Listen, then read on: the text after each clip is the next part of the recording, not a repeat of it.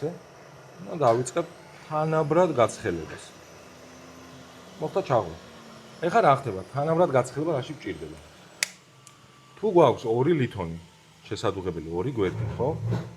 და რომელიმე გვერდმა გაცილებით მალე მიაღწია კავშირის დნობის ტემპერატურას, კავშირს აქვს ის თვისება, რომ ზუსტად იმ ზედაპირზე მოხდება დაღვრა და შედუღება არ მოხდება.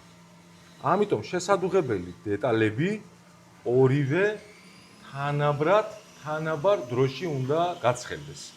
პრობლემა იწყება მაშინ, როცა დავუშვათ ერთი დეტალი, შესადუღებელი დეტალი გვაქვს გაცილებით დიდი და მეორე შესადუღებელი დეტალი გვაქვს გაცილებით პატარა. მაგ შემთხვევაში პატარა დეტალი გაცილებით სწრაფად ცხელდება და კავშირით შესაბამისად იღვრება და მიდის პატარა დეტალისკენ. ამიტომ გაცხელებას ვიწყებ, რომ მოხდეს ამ ორი დეტალის თანაბარ დროში გაცხელება, ვიწყებ გაცხელებას დიდი დეტალისგან და ნელ-ნელა ტემპერატურა გადმოყავს პატარა დეტალისკენ. ეს არის ის ამბავი და ის ანიბანი, რომელიც ამ ეტაპზე თქვენ უნდა იცოდეთ. შემდეგ უკვე გავართულებ და უფრო სხვა დონის შედუღებებზე გადავიდეთ.